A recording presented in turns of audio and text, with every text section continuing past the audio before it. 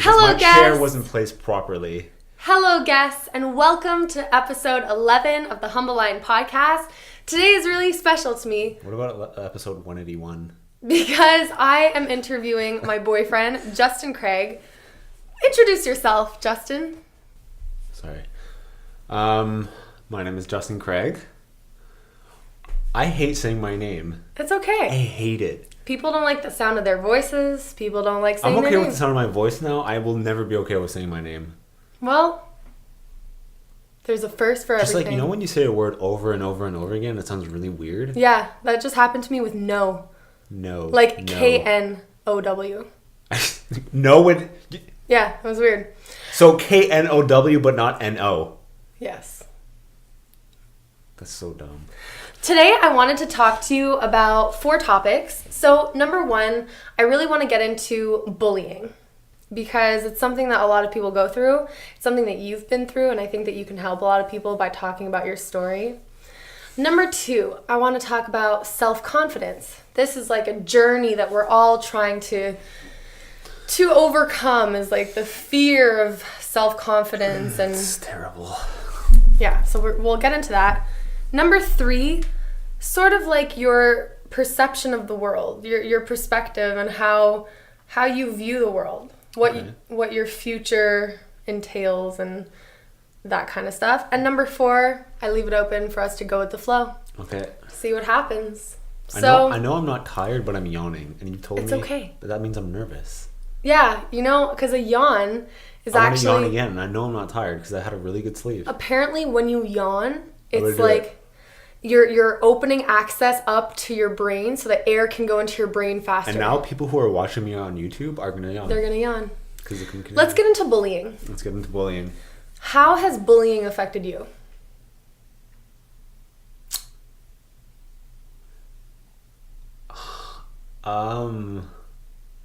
I can't say it's affected me terribly. No, it has affected me because I still do think about it, and it was when I was in high school. Talk about it. How did you figure out that you were bullied? I figured out that I was bullied like probably 3 or 4 years after I was being bullied. Okay. So I guess it started in high school for sure, just like every nightmare starts in high school. Mm-hmm.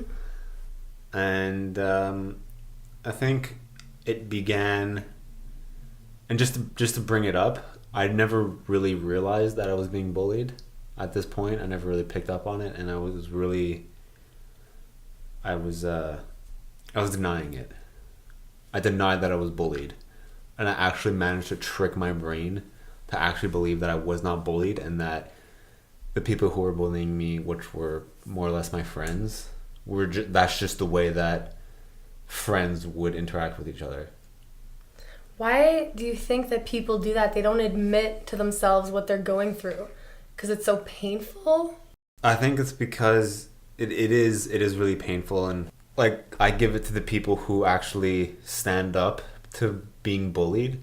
Like I really do give it to them, and I think it's very powerful that they're able to do that, to like actually stand up to their bully. Because first of all, most of the time, for me, what I realize when a person is bullied, they're usually the ones who are more quiet, who aren't going to fight back. So the bully knows that they can get away with literally anything they want, and they know that there's not going to be any retaliation from the other person. When you were bullied in high school, how did that manifest? What kind of bullying happened? It wasn't like I got punched or was bullied or my money was stolen, like a typical bullying type of thing. Like, did you ever get swirlies or like pants No, I never or got wedgies? I never got any of that stuff. Okay. Like, let's say there was like the pantsing and that kind of stuff, but that was like just like fucking around with friends. And even to this day, like, because I would do it back to them because it was fun. It was just like a fun thing. So it was never to that extent. Like, I can't say it was bullied to some crazy extent where like it was physically harmful or anything. Okay. it was a lot more like, I guess, the mental kind of bullying. Emotionally. Yeah. So a lot of it would happen, for example, on the bus when I was going to school. And my bus ride was an hour long going to school and an hour back. And most of it was on the way back from school, because in the morning it was just like everybody was just kind of listening to their music and kind of doing their own thing. It was always on the way back when everybody was really like riled up after the end of the day. And when I was growing up, when I was younger, like I had no backbone, I guess would be the proper term. What happened on the bus that you were bullied? So like, because I didn't have any backbone or anything, like I was very shy, and my friends knew that I was shy, and I was in that stage where I think, I still don't know, but I was like being maybe awkward with girls. Okay. Because you're starting to a point where you're starting to... Well, you're like 13, 15 years old. 13, yeah, I was probably like 13, probably like 14 years old when you really start, like girls are really starting to be interesting and everything. You're starting to get these new feelings and everything. And you're like hitting puberty and stuff. Anyways, so my friends would like make fun of me in that sense, like, oh, like, have you ever masturbated or anything? Or, yeah. like, what was that like? Oh, you know, like, oh, blah, blah, blah. And it was just kind of awkward because I didn't want to talk about it because... And you know what I think is so weird? I feel like the more out there and fucking nonchalant, I don't give a fuck about what anyone thinks, you talk about masturbating, you talk about, like, I don't know, sexualizing girls, you're more respected in high school. Yeah. And exactly, I know that's how I actually beat bullying. That's true. I was like, fuck all of you guys who are trying to bully me. I don't give a fuck about you. And in a way, I kind of retaliated by bullying back. I feel like that's the only thing that made sense for me in high school, was to bully the bullies back. Yeah, but you had the confidence. You didn't take shit from anybody. And I would never have done that. I would never stand up to anything like, oh, super hard, I'd take it, swallow it. And so you swallowed it. That's how you dealt with it. Yeah. You just you silenced yourself. Yeah, I swallowed it and I just pushed it away. But that's because at that point I didn't realize it was... I think you know what you're going through. You know what you're going through, yeah. You just don't want to label it. Exactly. It I know what I was going through, but at that point, like I can think back to it, I didn't know how to label it, and bullying wasn't really what I thought it was, which it was, because it's like clear. And when did that stop, the bullying, or did it stop? Are you still bullied today? No, I'm not bullied today, not at all. No. So I mean, it started probably. I can't really remember when it started. Like I said, a lot of it was on the bus. It's probably for like a good 3 years. And like I mentioned, it wasn't anything bad. It wasn't anything like physically bad or anything. It was a lot of mental stuff. But it like ended like immediately when I met you, which was... We've been dating for a really long time. We met in high school. Yeah. But before I get into that, I want to kind of give more background to why being in a relationship with you changed everything for that sense. So in high school, everybody knows that there's like a status of if you're pretty, then, or you're a guy and you're, I don't know, like if you're like obnoxious and loud and you're a guy, exactly, you have this like popularity status because people want to follow you. Yeah, it's all about popularity. If you're a girl, it's just about like style and like how many friends you have in the groups and the cliques, and that's how you get your popularity status. And for a guy, if a girl is walking around with big boobs, which is so ridiculous. I know. But in this story, like, just remember that it does make a huge difference in high school, as sad as that is. So yeah. So in my level, I was in Sec 3 probably. Okay, yeah. Was I in Sec 3? Don't know. Anyways, whatever. And in my like status level, like I was hanging out with the people who I guess I would consider popular, but I was like at the bottom of that. Like if I was gone from that group, nobody would ever notice, and I would remain way at the bottom of like the status. It's like the status quo. Does that make that? Can you say that? Yeah. So that would never change, and that's probably because I was super quiet. I didn't have any confidence. Why is it that getting a girlfriend changed your bullying? So my friends made a lot of fun of me about girls and stuff, and how like I wouldn't want to talk to them because I was extremely shy, so I refused to talk to any girls. So when I met you and your level of popularity, like in my eyes, you were way up there. You were like the English girl who was super popular, super pretty, everything, and you matured super early. So you had like the big boobs, and you filled out, and you were looking womanly. Which is actually a reason why I got bullied in high school. Yeah. So that's crazy. That is crazy, but for guys, they don't see it that way. Yeah. Anyways, so we eventually, long story short, we eventually started dating. And it's like, I remember this one time when there was this girl, your friend, I think it was Skylar, and she's like, oh my God, you guys are together. And she put our hands together. And then I remember walking out of the main door outside, and I shit you not, I feel like the whole world was staring at us. Because we're holding hands. Like in high school, like everything is so blown out of proportion like, in high school. We're holding hands, and I remember feeling like all the eyes of the school were looking at us. Yeah. It's like, holy crap. Like, first of all, because you're popular, you're known. So a lot of people know who you are. And like, holy crap, she is with him. And that, like the second that happened, it's like everything's gone. Like, after that moment, I can't necessarily remember being bullied. You think that getting a girlfriend sort of like gave you status? So much. It gave you like a currency in high school. Yeah, I think. Like now they can't make fun of you for masturbating. Now they can't make fun of you for like pretending that you're liking a girl because like you have a girl. Yeah, and so just being But even at that, I still felt like I was really humble. Because it's not like I went to all my friends being like, yo, man, look who I'm hooking up with, look who I'm dating, look. Like I remember being on the bus, and then like I just kind of just let it flow, and then people just started to know. Like I remember I was on the bus, I'm like, oh yeah, I think I was talking with my friend, and like he had recently started dating the same girl in your friend group as well. Or I don't know if she was in your friend group, but regardless, like the same kind of status, whatever. And I can't remember how I mentioned, but I told that, and I was like, oh shit, really? It's like, oh shit. It's like the respect went from 1 to like 10.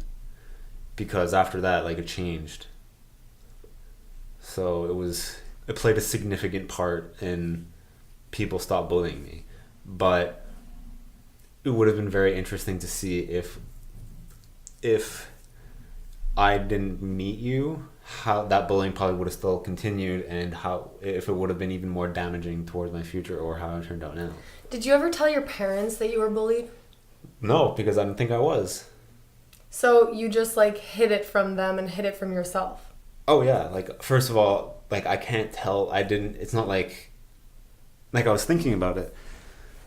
Like I'm sure they're going to hear this and they're probably going to be really upset. Or sad, but at the same time, if I come home with a smile on my face and I don't even accept that I'm being bullied, how the hell are they going to know?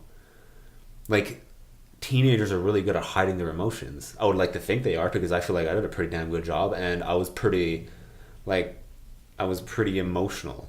When did that emotion take place? If you came home happy, when did you ever realize you were really sad? Was it at night when you would go to bed and you would think about tomorrow, dreading the bus ride? I think the way I thought about it is like I was able to push it all away, and I would live each minute by each minute, and I wouldn't think about the future. So I would go home and I would just be dealing with where I am right now, and I wouldn't think about tomorrow. Okay. Then tomorrow came, and then I would deal with it, and then I would deal with school, and that was pretty much it. That's how I dealt with that whole bullying stage. In hindsight, now, having realized that you've been bullied, how is that affecting you today? Because I remember, like, last year, when you admitted it to yourself, when you're like, wow, I was bullied. It took 25 years of your life to, like, admit it and say it out loud, like, I was bullied today. I was bullied back then, which is why I am the way I am today. Yeah. I'm the way I am as a human now. I'm really really happy with it. So maybe because I was bullied, it made me the way I am now. And I honestly wouldn't change anything about my past, even though it was terrible at some points. But can you repeat the question just quickly? How do you find that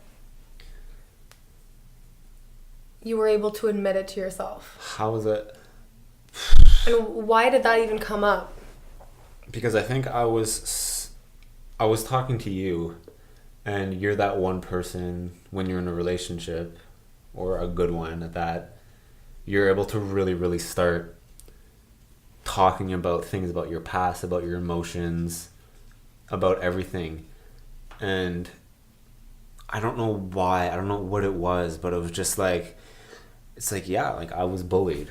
And I think I was so afraid to admit that I was bullied to myself because I thought it would make me feel little and like a loser, and like I had no friends and everything that's labeled with bully.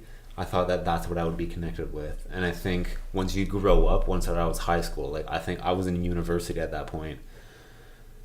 It's like, and university is completely different. You're on your own, you're an adult. Yeah. It's like just manage. It's like I was really starting to be in tune with my emotions and realize that, you know, like, yeah, I was bullied and that's okay. The fact, and then once I admitted it, like, you feel good. There must have been a moment where you were like, okay, I was bullied, that's why I'm like this. What did you realize you were like as a person? Like, why did you come to that conclusion? Like, oh, okay, I was bullied, that's why I'm like this. Like what? I was very, like, reserved, shy, wouldn't stand up to anybody. If anybody yelled at me, I would just kind of take it. I hated confrontation. I still hate confrontation. I think that this past year you've spent a lot of time really analyzing why you are the way you are. Mm-hmm. I think that's where you started getting back to your roots and being like, wow, okay, I was bullied. That's why I'm timid. That's why I'm reserved. That's why I can't stand up to people because I don't even like it. Yeah. And so, like, analyzing your past really has helped you understand yourself now. Oh, for sure, definitely. And are you finding that you're changing any of these emotions at all? Like, now if anybody says anything to me or I disagree with something, like, yeah, fucking right, I'll say it back. For example, like, my father was super, super strict. Like most parents like are. most parents. But I never ever spoke back to my parents, either my mom or my dad. My mother, I never feel like I needed to. To this day, I don't feel like still feel like I need to. My dad is different because he has much more of a strict way of doing things. Him and my sister constantly got into arguments, and I was more like my mother. I was more like laid back. So he was the first person that I really started to realize that I would like talk back to and disagree with, and if he challenged me, I would challenge him back. You would? I would, yes. Okay, I didn't know that. I thought you said you didn't do that when you were younger. No, I didn't do it when I was younger, but yeah, when I was younger, no. And then probably when I was out of high school, probably 3-4 years after that, I was working with him as a mechanic. So we were spending imagine spending 5 days a week, 8 hours a day with this person. He's your family, so you even see him at home. Like, you see him all the time. And how were you able to start standing up to people? A big part of it has to do with you again, because I know that you really made me realize that I had to like stand up for myself. I'm not sure what happened, like how that came up. It just did. And even like I know it has to do something with you, 100%. It had to do something with I was growing up. I was starting to be more mature. I was starting to realize that no, you're not a little boy, so you have to stand up for yourself. And I slowly started going away at it, and it was like I remember being really hard sometimes, where like I would argue with my dad, and then he would say something. I'm like, okay, whatever. I just let it go. Yeah. And then the more it happens, the more I would start to argue back. And then to a certain point where it was like, okay, you argue, go back and forth, and it's like you realize it's like, holy shit, like, okay, what you're trying to say is right, and I was challenging him because like my reason was valid, and it makes you feel good because you realize that, wow, like challenging somebody sometimes is really good because it makes you realize that you can actually get your point across and realize like, wow, like in this situation I was right. Like I was right. For somebody who usually always swallows it even if they know that they're right, it's like it feels good. And it boosts your self-confidence. Oh, it really does. It really, really does. So that made a really big difference. How do you find your self-confidence today? I feel it's a lot better than when I was younger. Okay. That's for sure. But it's far from perfect. I still have so many things. Like the main issue is like I care way too much about how people view me. Why? And I fucking have no clue. But it's something that I am trying to work on slowly. When you do something, you act in a way that you're thinking about the outcome of other people? Yeah. I don't know what, like, Like, explain doing something and what you'll think. Recently, we were at the gym, and we're doing yoke carries. Yoke carries? Yeah, like a yoke, yeah. Like, you hold a rack yeah. over your head, and you walk anyways. Okay. And it was, like, blah, whatever, I lost my balance, and I fell, and, like, I fell on my knees, and it was, like, super dramatic. And, like, I didn't even realize, but I was, like, looking around to see what people's reactions were going to be. Wow. And then you were like, see, why'd you do that? I was there? Yeah, you were there. Oh.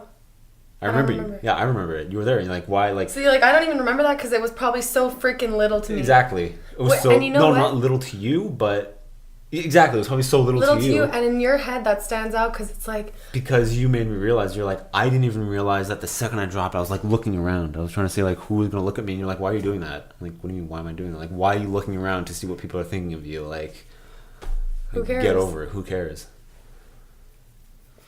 It's just when you do that, when you act in a way that, like, to see how others are going to view you, you're never really truly living. No, definitely not. And that's something that I've been recently working on. I can say for the past month, I feel like I've really finally doing something that I'm saying I'm going to do. I have a disgusting habit for being like, yeah, I'm definitely going to start working on this tomorrow. And then like 2 weeks later, like, oh yeah, for sure, I'll definitely start doing it. And then nothing happens. And like month and a half, I'm actually working on it. And it's making a significant improvement on the way that I'm viewing life. And it's just like the little things. Like driving is the worst, where the angerness comes out of me. Yeah. And I'll be driving and I'll really be aware of how people are driving, and somebody will like do something that I don't agree with, and I'll be like, oh, whatever. Like, just blow it off. Like, I'll still be upset. Like, I'll still get my heart rate up, but I'm starting to control it more. So like, whatever. Like, your reaction is just feeding this other person. Yes. Because they're driving this way, probably because they enjoy it. They like pissing other people off, and they want to get a rise out of you. Yeah. I didn't even realize that right now. I just figured this out right now. It's crazy. When you're acting in a certain way, what goes through your head? Like, let's say that you're about to film a video with me on the side of the street. And this has happened before, where like I'll take out the camera and I'll be like, oh, can we film this? And you'll be like, no, there's people coming. And I'll be like, why does that matter? I have no idea. Try to get to the root of that, though. Like, why do you think that other people's opinions matter so much to you? I don't know why they matter so much. Like, I know, like, you've told me, like, don't even give a shit about the way people. You're never going to see them again. They're going to see this moment. Why does it matter so much to you? Because I'm so insecure about myself at the moment and how people view me. Like, because I'll see this person, and in my head I'll make up this little story like, oh, he's looking at me, he thinks I'm acting weird, wow, like, God, like, what is he thinking? And why does that matter if he thinks you're weird? Why does his approval matter to you? And that's the thing, it doesn't, and I don't understand why this affects me so much. Like, and I remember another thing, that when we were filming for Wow Air, we're on top of Mount Royal, and we had to film Welcome to Montreal, blah blah blah blah, like 2 minutes. And then there was a group of girls looking at us, and you were like, no, they're looking at us. I don't want to film right now. Yeah. But why? Like, and I'm trying to really ask you this because I want to understand, and I want you to understand where that comes from. You say because you feel insecure, but why? Why do you feel insecure in your own skin? Do you find yourself on a daily basis thinking about like all the worst things about you? Because oftentimes insecurity stems from like only looking at everything that you're lacking, only looking at everything that you're missing in life, rather than like confidence, which comes from like boosting yourself up. Oh, look at all of this. Look, I'm almost done school. Look, I've studied for so long. I can't say that I wake up in the morning, I'm like, oh, I wish I was this, I wish I was that, I worked on this. Like, I don't look at the negative stuff, but I can't say I look at the positive stuff either. Like, I'm right in the middle. I don't think about either.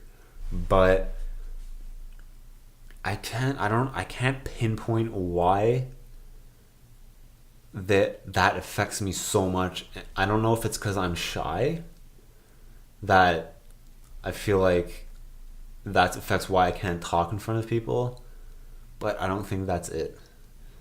I know it's really because people are looking at me. They're really staring at me, and maybe it's because I don't like being the center of attention in some situations. So maybe the only thing that I can see right now in a certain scenario where, let's say we have to film on Mount Royal for a video, first of all, I'm shy because I have to talk in front of a camera. I feel very odd talking in front of a camera. I'm not used to it at all. You're doing a great job. Yeah, I know, but it's because we're in a room alone. Okay. In front of people. I'm worried how they're going to think about me, how I'm going to say. I don't like being the center of attention, and I know like there's going to be like 3 or 4 people looking at me, listening to what I'm saying. Well, there's going to be quite a bit of people listening to this podcast, so I just want to say thank you so much for sharing your soul with the world. It's different though, because this is all like digital, and people are seeing me through a screen. It's not the same. While I'm talking about it right now, it's just me and you. It's not the same. And you're not worried about keyboard warriors who are going to be like, oh, look at this so fucking funny. Guy. It's true. That's what they're called. They're people behind their computer being like, look at this guy, how fucking stupid he is. Like, you're not nervous about that? It's never happened to me before. What if it does? What if people are like, look at his fucking sweater and the way he's sitting right now? How's that going to make you feel? I think it won't affect me that much, or even at all, because I think it's going to be funny. Because you've already gotten some comments and I laugh at them. Okay, so then what if at the gym, since that's a place that we're often surrounded by community, what if we go to the gym and someone comes up to you and they're like, wow, you looked really stupid on that podcast you did. Like, what would happen? Like, would your world crash and burn? No, I don't think so. It would still affect me. How? I think if it was somebody that I was really close to, like one of my friends at the gym, I would be a lot more affected by it, because I'd be like, why? Why even say this? But then what? And then like you would go home and then you'd keep thinking and replaying I would probably, yeah. It's very hard to say what I would do because it never happened to me before. So I'm trying to look in the future. I'm trying to know how I would act, just knowing how I am. I would think about it, but I'm not sure how I would like get over it or react to it. I'm sure you would have a big part in it, being like, okay, like doesn't matter, doesn't care, get over it. Yeah, I don't know. It's like something that I almost want to happen now, because I want to see how it would react, because by seeing how I would react, I'll be able to know how to make it better and how to deal with it in the future and how to work on myself as a person. That's pretty crazy. Mm-hmm. Would you have any advice for someone struggling with self-confidence? How do you make it through your day if every element affects you? Every human, every pair of eyes affects you. It's not in my whole day where I'm like affected by the self-confidence. Very certain situations where more of it draws your attention. For example, like I don't necessarily have, like if I'm sitting in the classroom at school, if I'm going to ask a question, like that doesn't really bug me. That's something that used to bug me, but at the same time I'm asking a question, and most of the time when I ask a question, it's like actually a super good question. Yeah. And you know what?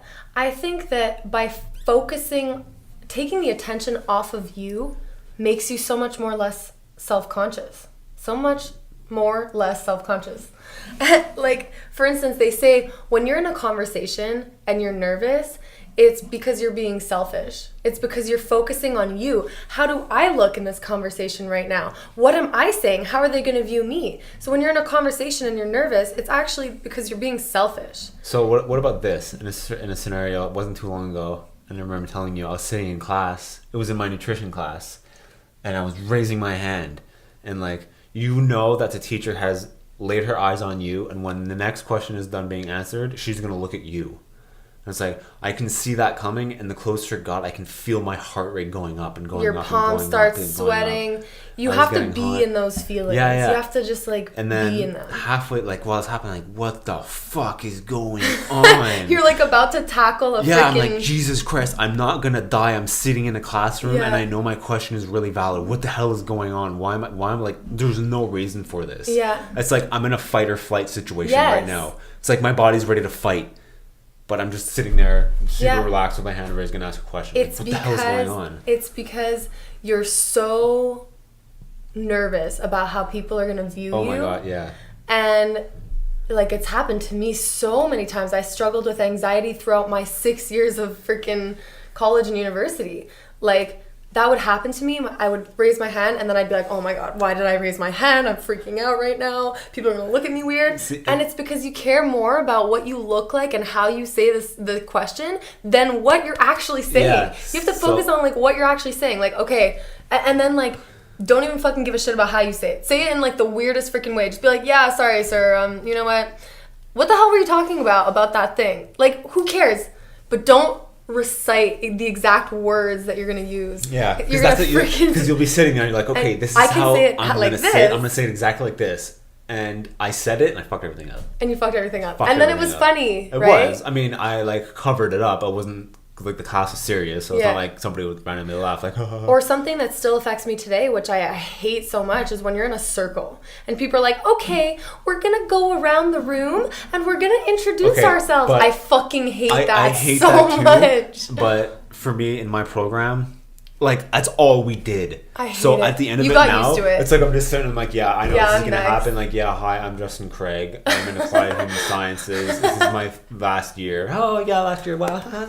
And then next person, and then it goes on. Yeah, it's like I just. But you know, like. So what I used to like freak out so bad with this anxiety that before anyone would introduce themselves, I would raise my hand and be like, hi, can we not go in a circle? Like, can people just like jump out and go when they want? Because like, that's way better. That is way better. Yeah, and like most of the times they would be like, yeah, sure, let's do that. But also, you never want to be the first person. No, I always want to be the first person. No, I want to get it over with. Like, I'll be sitting in a circle, and then like you can analyze where the teacher is gonna sit, and the teacher's always gonna like ask the person next to you. So like, I'll be like, I'm gonna sit opposite from the teacher. That's crazy, because then you have to listen to every single person go by, and then you know, like, okay, I'm 8 people left. There's 7. Oh my God, 3 more people, and then it's my turn. I hate that. Yeah. I hate it. But you know, we get over it. And then we get older. It's and so a lot dumb. of this, it's so dumb, a lot of like self-confidence comes with age. As shitty as that sounds for like younger listeners, man, when you get older, you just don't care. What I love is like 90-year-olds who are like, yeah, fuck this. I'm dying so happy because I don't give a fuck. Like, in my head, the only way I'm able to gain self-confidence is being like, yeah, I'm going to be 90 and I'm not going to give a fuck what I did when I'm this age. So I picture myself as a 90-year-old woman. And I'm like, yeah, I'm a 90-year-old woman in a fucking 25-year-old body. Someone's going to listen to this, be like, oh, she's so... Don't care. Don't give a fuck. Yeah. I'm going to die. But it's easier. So, it's easier said than done, though. Yeah, it is. You have to be very in tune with yourself. That's what it's all about. And that takes time. You have to read books. You have to understand yourself. Yeah. Like, self-confidence comes from knowing what you bring to the world and also what you serve. And I love that. Like, you have to know what you serve. We can actually segue into our last topic, which, third topic, which is, how do you view the world? And we have disagreed so much about like what our goals are here. Yeah. And I'm a type A personality. I'm always like super goal oriented, driven, like gotta do things, ambitious, which you could be too, but like I always feel like I need to be doing something. Yeah. You're type B personality. Yeah. Where explain yourself. I'm super laid back.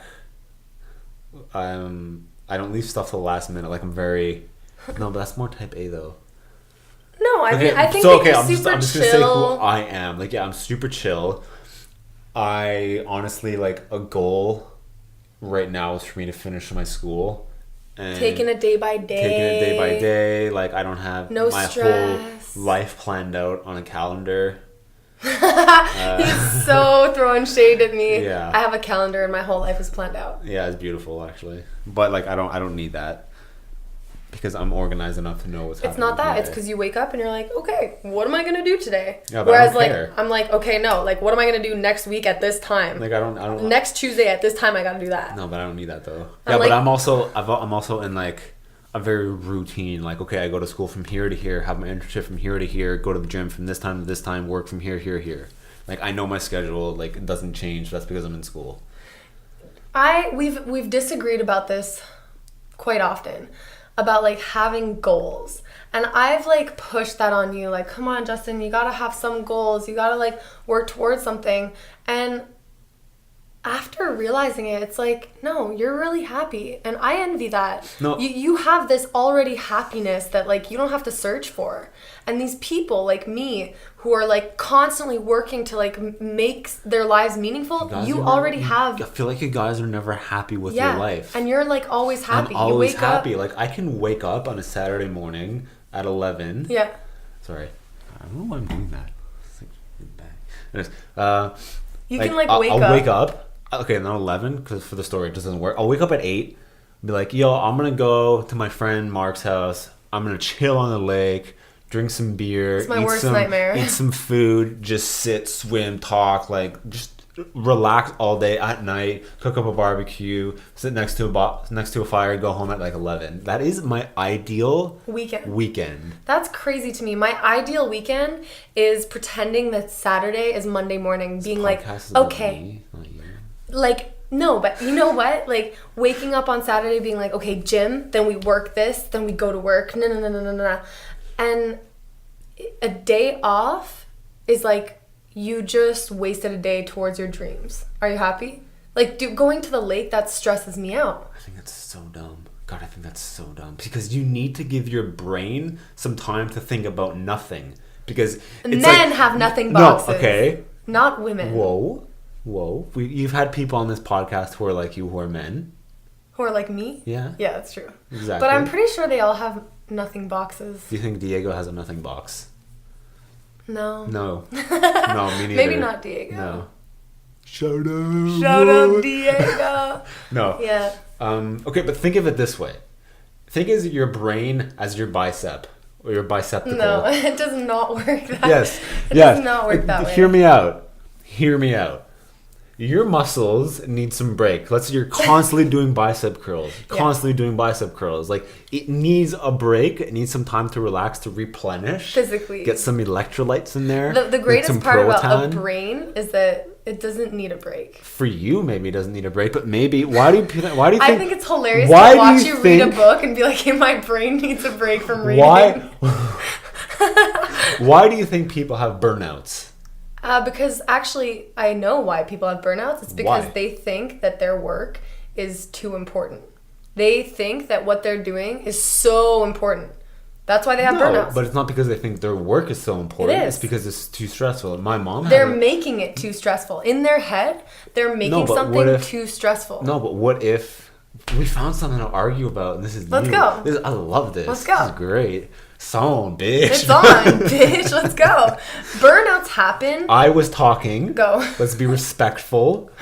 So let's use my mom. My mom went through a burnout. Yeah. She was working at... Can I just say what? You can go, yeah. Yeah, she was working Of at course. Gourmet's Village, and she had a burnout. Too much work, not enough staff. Her boss was like constantly telling her to do things. I don't know exactly what the story was. Anyway, she got burnt out. That's not because she thought her job was too important. There was just too much thrown on her. Her brain was overloaded. She couldn't do it, so she stopped. Like, she was mentally sick. Yeah, I think that's also, it has to do with like your environment. At the same time, you know, you accept your situation. Yeah. And if she didn't accept what was thrown at her, I don't think she would have burnt out. She probably was like, yeah, I can do it, I can do it, I can do it. So like you're accepting your own environment. Yeah, but sometimes you don't have a choice. I think you always have a choice. But like, what would have happened if your mom was like, you know what? I'm sorry, this is too much for my plate.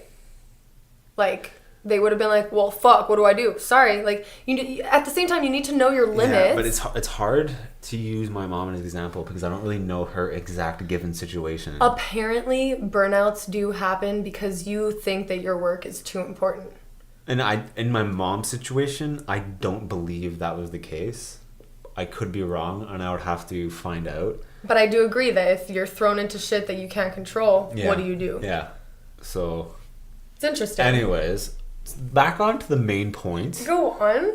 I think that chilling on a lake with your friends is a good way to just have your brain relax because it's nice sometimes. I don't know, because I haven't found this passionate thing that I live, breathe, poop, everything. I think that, like, if you're not contributing to the progress of the world, to the betterment of society. Yeah, but I don't care about the betterment of society. And I'm happy with myself. And I don't understand that. And I don't understand how you can't take one day to just do fuck all. Well, because what would I do? Nothing. Exactly. Why would I waste an entire day knowing that, like, tomorrow I could die? Why would I, like... Don't think about that, But that's how I view the world. Yeah, but if you think about tomorrow I'm gonna die, then that's no way of living. I never think about dying. You die, it doesn't scare me, period. You know why? Because I don't think you've ever been, one, close to dying, or two, have seen anyone die. And I think that that's how your filter changes very quickly, is when you see someone die, okay, like literally right in front of your eyes, you're like, okay, this thing we have here is not infinite. It is... See, but I know it's not infinite. Perishable. I know people die, and I think this is something that's always stuck with me, and I think this is why I don't fear death, and I'm very accepting of it. Go. I remember a long time ago, I was when I was quite young, and my mom had told me that one time my grandfather had gotten really drunk, and he like went swimming in a lake or something, and he drowned. Like, he actually died. For how long? He died for like a couple minutes. Okay. And he was like, they like revived him and everything. And I specifically remember my mom saying like, my mom asking like, how was death? And he said peaceful. That's all he said. He said it was peaceful. So what do you believe when we die? What do I believe?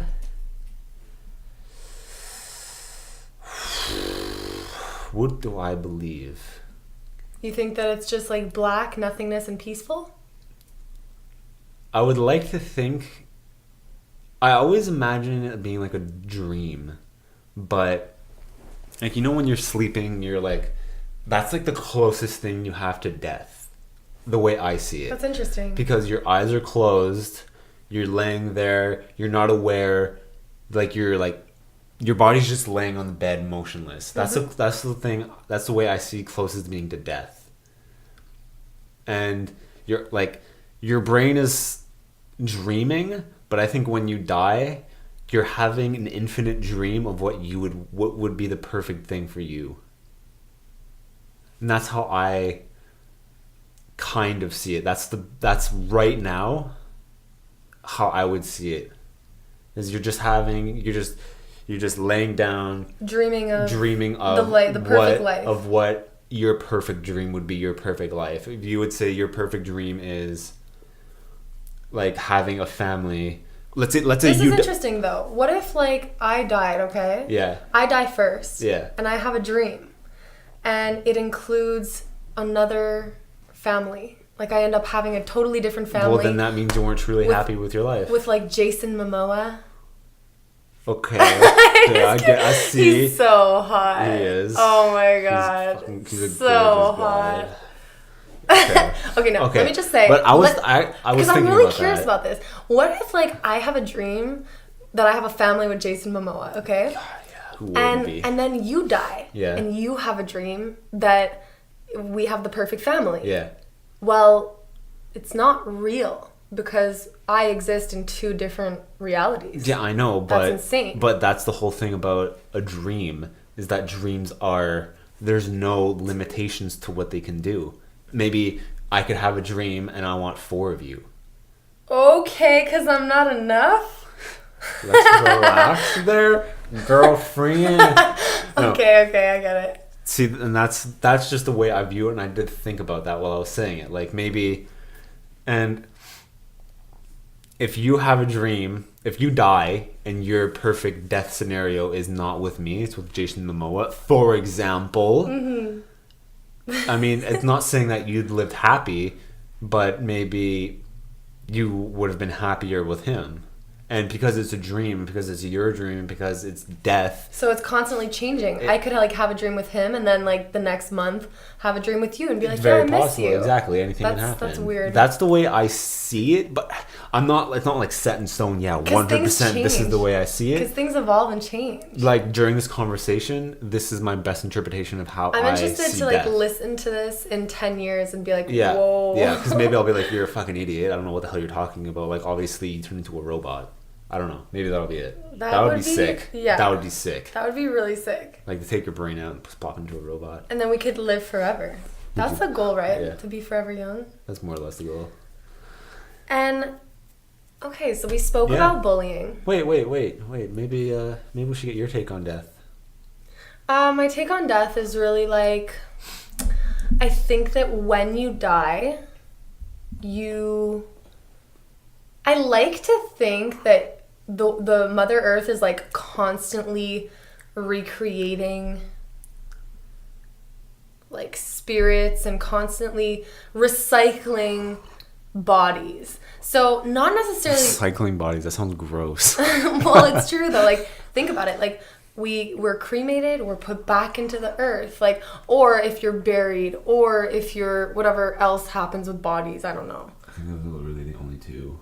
And so what I like to think of is that we're put back into the earth in some way. And I really am starting to lean towards like becoming other things. Like we have one life to be a human, and then another life we're going to be a tree, and then another life we're going to be a beetle, and we're going to see what it's like to be each and every one of these things. And the problem I have with that is that, okay, humans are like the most advanced creatures on the planet. Exactly. So how are we going to use this power? And that's why doing nothing. No. Shush. I'm not done my thought before you jump ahead there, sport.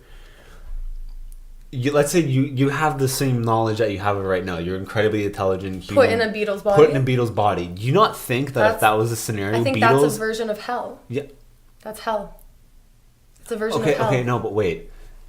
You still have the knowledge that you have of everything, but you're in a beetle's body. Or you don't have that knowledge, and it's wiped away, and you start over. And you're a beetle now. So, and you try to be the best beetle you can be. Walking around, bringing ants. So you would for remember lunch. nothing about your past life. Yeah, you would remember nothing. Just like how, we have fears in our life today. And you can't explain those fears. Maybe like, what are you scared of? Okay. The Ouija board. Okay, yeah. So like, if you're scared of that, maybe in a past life, I was a Ouija board. Yeah, and you haunted someone, and then they expelled, and then you died, and then you became like, I don't know, like a... The power of Christ compels you. Compels. That's what compels you. The power of Christ. So I just think it's really interesting to reflect on death, because it could be anything.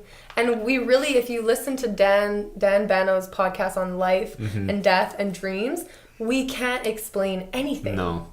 So it's just funny to even talk about it like we know. Nobody will know. But that's why I really like to think of it the way that my grandfather did, because he actually did die and he was able to experience what death was like, and he said peaceful. And I will forever remember that until I'm on my deathbed. Like, yeah, it's going to be peaceful. And he was a very like in tune with his body, relaxed guy, very like observant of the world. Like, you would have a conversation with him and he'd just watch everybody talk and take everything in. So and maybe death is a reflection of who you are. Maybe if you're like a super intense person, when you die, you're gonna be like running. And then remember, you said that your grandfather like died for 3 minutes. Yeah. If I'm like a super intense person and I die for 3 minutes, it could be like the most anxious time of my life. Death. Yeah. Death could be like you wake up and you're like, holy shit, that was not fun. Mm-hmm. It's just like yourself amplified. Yeah. So anything's possible, we don't know, but that's the way I like to think of it. Yeah. And I like to view myself more like his personality compared to like somebody who's energetic or more laid back. No, I think you are. You are like laid back. So that's why I like to view death in somewhat that situation where it's just peaceful. Yeah. And for me, peaceful is like peaceful is peaceful. Like, usually when something's peaceful, you're pretty damn happy and content with where you are. Bliss. Yeah. For the last 10 minutes, I want to ask you 2 questions. And the first question is, do you have a life hack that you could give someone who's like struggling on the day-to-day to get their shit together? Do you have like a life hack that could help them? Motherfuckers, if anybody knows me, people know me. I'm going to graduate university in like 2 months. That's amazing. I walked out of high school thinking I was dumb as a brick. Like, because of what society tells you. I retook a history exam 3 times. I had to go back to adult ed for French. I was always in low French. Like, got out of high school, like university was like a dream. A dream that I know I would never be able to obtain. And I'm sitting here and I'm like, shit. You gonna get that diploma. I'm gonna get that paper that says I'm smart. That's wild. So, like, even if you think nothing is possible, like in my head, if I go back being like, yeah, I was out of school for 5 years.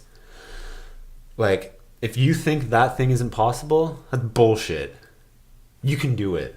So what's a life hack that they can like live by on a daily basis? Like, if you think you can't do something, that's bullshit. You can do it. You just have to have the might. You have to like have the right frame of mind to do it. How can they get that frame of mind? You have to really. Sometimes I think it takes time. It takes time so to they just really. have to like sit at the table waiting for time to pass. Come on, let's get real here. God. For this situation, it was really difficult for me because I was convinced that I was too stupid to go to Which is so sad. to even go to college. To me, college was insane. Like, I'm like, no, there's no way I can go to college. Just because of like people in your ears telling you, "Wow, great job there." Like, it's getting a like, 50. I'm like thinking about it right now. Like, you hear this motherfucking Gary Vee over here. Eh? Gary Vee is this a motherfucker. shit. Like, I haven't listened to him much, but like, he did shit in school. He got D's, he got F's, like, he failed so much shit. That's more or less how I see it. And look where he is now. He's doing whatever he wants. Because he found out what worked for him. Yeah. He knew that he was a salesman. He knew he was a business guy. He fucking capitalized on that. And I'm not going to school necessarily to get a piece of paper to say that, like, yeah, okay, now you've graduated in this certain field. I'm going to university to prove to myself, to my past self that look what the fuck you were able to accomplish when you thought you were too stupid to go to college. And you just hit university and you're graduating. Sometimes I think that's so beautiful, is that, you know, maybe you're not going to use your human relations degree for actual life. I don't think I will, no. It's the principle of going and doing something that you don't think you can do, and then finishing it and proving to yourself that you can do it. And it was really hard. Like, that journey, it's really hard being out of school for 5 years and then going back into it. It's like a really hard grind. Like, you constantly have to go at it. Even before it, you had to pep talk the shit out of me in order to do it because I was terrified. Like, I had that graduation letter. I remember we were sitting in Florida at a table, the sunset, and you were like talking about it, and you're like, you have this, you should do it, and you're gonna regret not doing it, whatever you said. Yeah. And it's like, sometimes you just need that little push to be like, maybe I can do it. Yeah. Maybe I can do it. And along the way, like, I'm so grateful that you did help me, because you held my hand for so many things, and I really appreciate the help that you did. You held my hand for so many things too. All the videos I had to produce in university. But even at that, like, for me, it's like I don't really mind the grades so much. I don't really care that you helped me. I love getting help. It's the fact that I actually did it. Like, a lot of people, Concordia offers people who will look over your paper to help you make it better. I never did that because I had somebody like you who was very good in journalism, and in my program, a lot of stuff required papers. Yeah. So you're able to read over that shit and really help me. What's the difference? Everybody gets help. Like, being helped is such a nice thing, and it helps so many people reach where they got. Yeah. Like, it's not cheating. No, it's not. If it was cheating, they wouldn't have it. It's editing.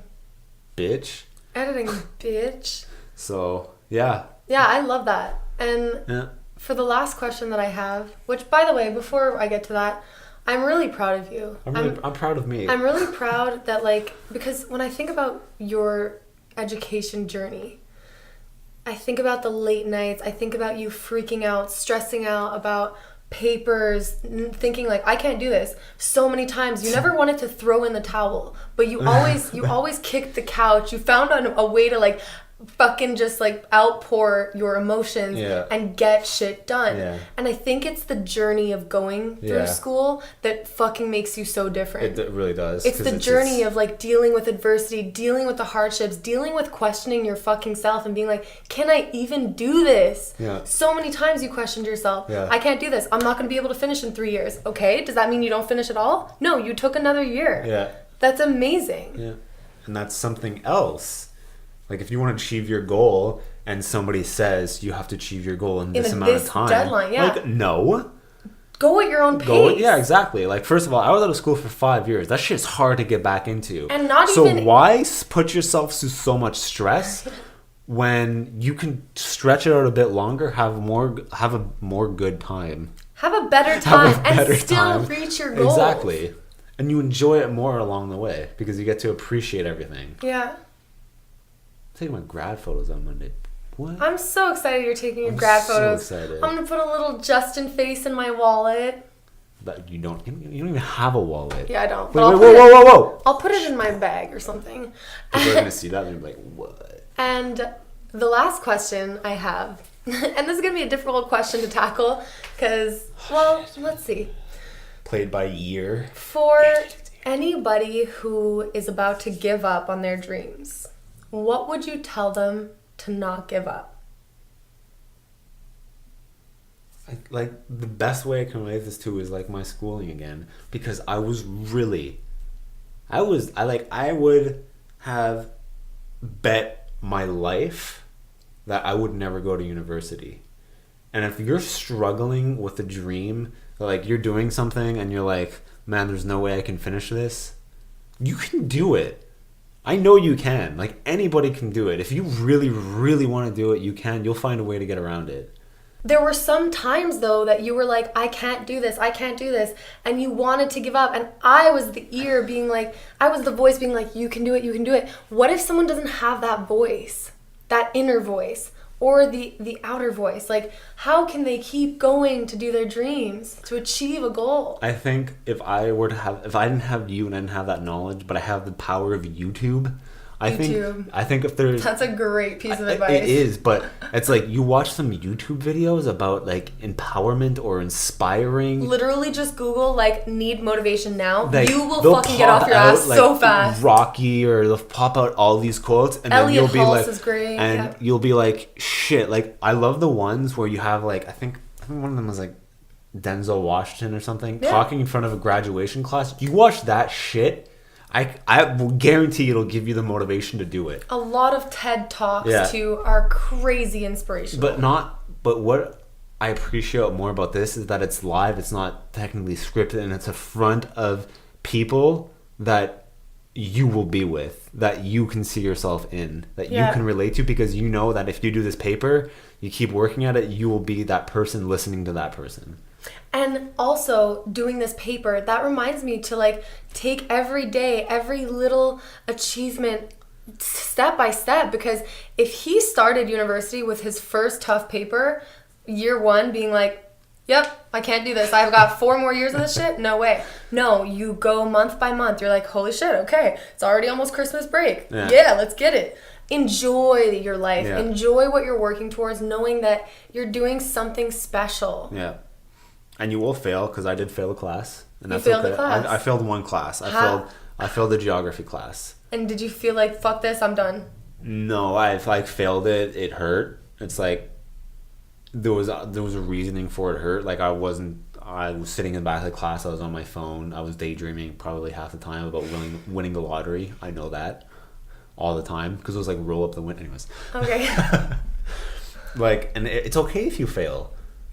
You fail. Like, yeah, I failed a class, and instead of doing 4 classes this semester, I have to do 5. Yeah. But there's always a way. Because I failed that class, I have the best classes this semester, and I'm really enjoying them. I'm learning a lot more, and that's because I failed that class. So sometimes failure leads to better things in the future. Shit, that was good. That was such a quotable statement. I'm gonna like copyright that shit. It's gonna be like my name, Justin Craig. Justin Craig. It's gonna be all over the world. Justin Craig out. That's what it's all about, man. Why are we doing this? Because we're so awesome. Yeah, but we're cups. So cups can do whatever we want. Your nails are fierce. All right, guys. We peace it. Thank you so much. I will definitely have you back on the podcast. I'll be back to drop some more knowledge bombs on you and finish off with more quotable quotes. Okay, we peace it, guys. Peace. Pretty cool.